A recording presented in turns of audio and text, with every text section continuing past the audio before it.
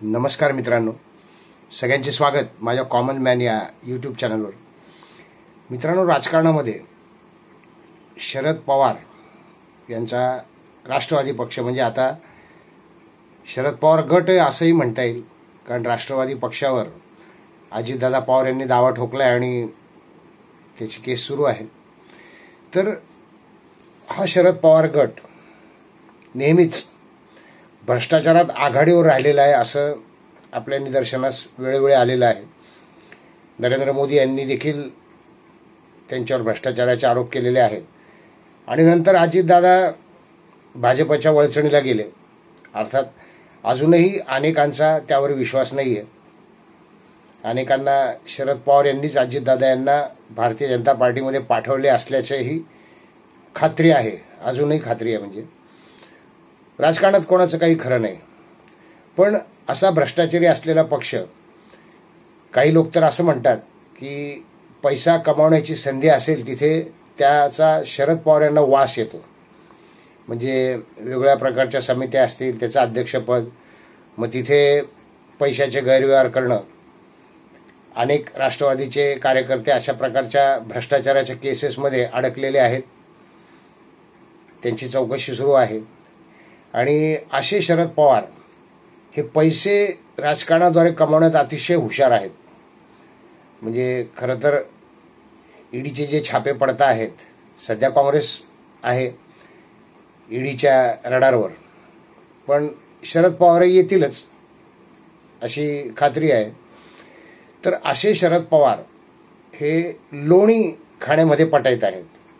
लोणी म्हणजे लोणी हा पदार्थ ताक घुसळल्यानंतर वर येतो, त्यासाठी दह्याचं मंथन करून ताक घुसळून ते लोणी वर येतं आणि ते सगळं सार असतं।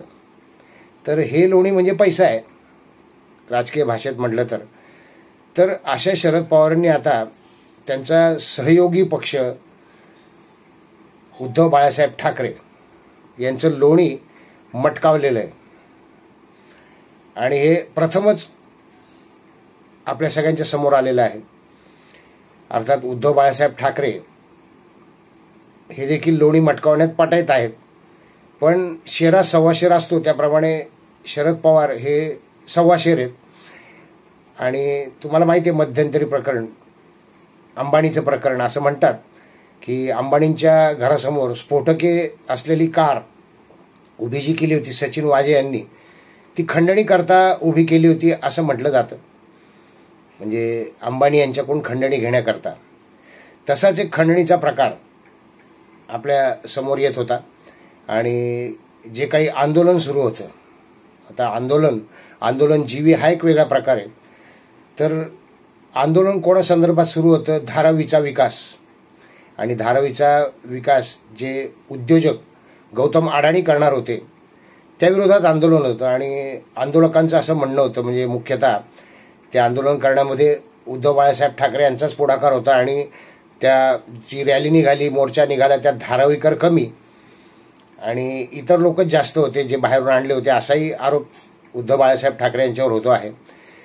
तर निमित्त होतं धारावीच्या विकासाचं आणि धारावीचा विकास जो होणार आहे त्यात गौतम अडाणी हे पैसा एकटेच कमावणार आहेत आणि धारावीकरांना काहीच मिळणार नाही, त्यांची जमीन जाणार आहे, त्यांना बेघर केलं जाणार आहे, असं सगळं चित्र उभं केलं गेलं। आपण बघितलं ते।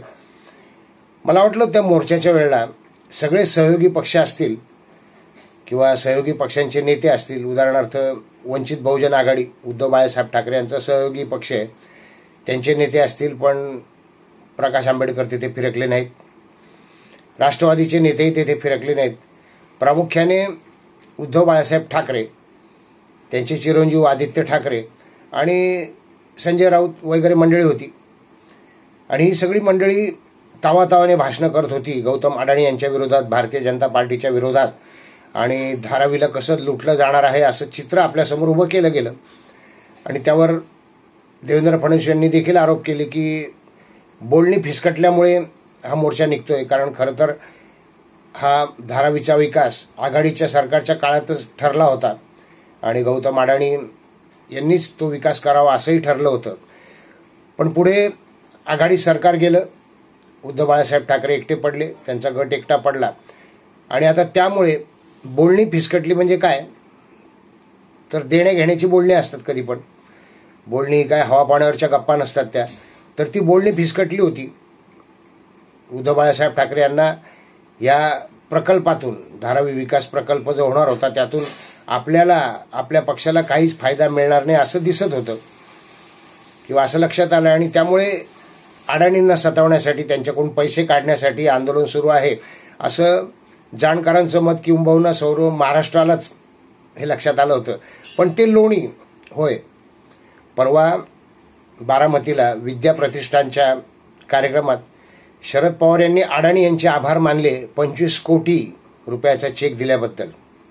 होय, बारामतीचे विद्या प्रतिष्ठान आता वेगळ्या प्रकारच्या शाखा सुरू करत आहेत. त्यासाठी आर्टिफिशियल इंटेलिजन्स यावर देखील संशोधन होणार आहे आणि त्या प्रकल्पाकरता 25 कोटी रुपयांची देणगी गौतम अडाणी यांच्याकडून प्राप्त झाल्याचा उल्लेख शरद पवार यांनी केला. त्यांचे आभार देखील मानले. बघा किती विसंगती आहे.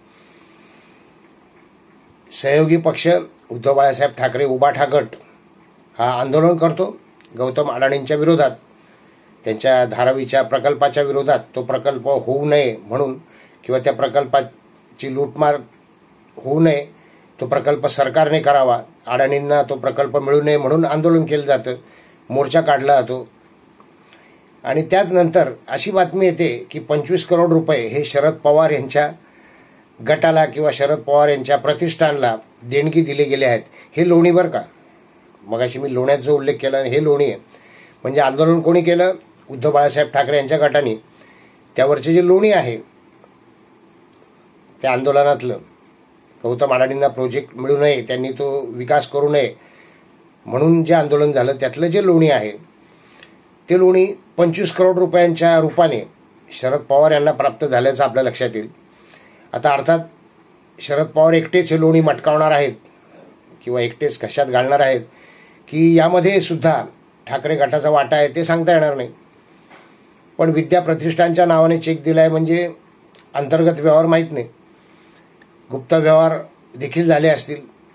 कदाचित उद्धव बाळासाहेब ठाकरे यांनाही काही त्या लोण्याचा अंश मिळू शकेल अशी बोलणी झाली असतील किंवा ऑलरेडी मिळाले असेल. अर्थात ती जाहीर करण्याचं नसतं, उघड मिळाले आहे चेक, त्यामुळे ते जाहीर करणं भाग आहे.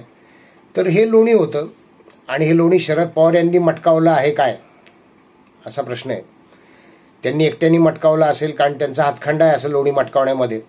राजकीय फायद्याच्या बाबतीत देखील त्यांचा हातखंडा आहे की असं राजकीय आंदोलनं करून मतं जास्तीत जास्त राष्ट्रवादीकडे कसे येतील किंवा आता शरद पवार गटाकडे कसे येतील हे ते नेहमीच बघत असतात. तर असं आता पैशाचं लोणी मटकावलेलं आहे शरद पवारांनी नक्कीच, असा जाणकारांचा अंदाज आहे. मलाही सर्वसामान्य माणूस म्हणून तसंच वाटतंय. उद्धव बाळासाहेब ठाकरे, तुम्ही शांतपणे विचार केला पाहिजे आहे. तुम्ही कोणासोबत आहात? तुम्ही आघाडी केली त्यावेळेस चुकलेले आहात आणि त्यानंतर वारंवार बुडत्याचा पाय खोलात तशा चुकाच करत आहात. तेव्हा आता तरी अहंकार कमी कराल अशी आशा आहे. व्हिडिओ आवडला असेल तर लाईक करा, सबस्क्राईब करा, शेअर करा. भेटूयात नवीन व्हिडिओत कॉमन मॅनसह. धन्यवाद.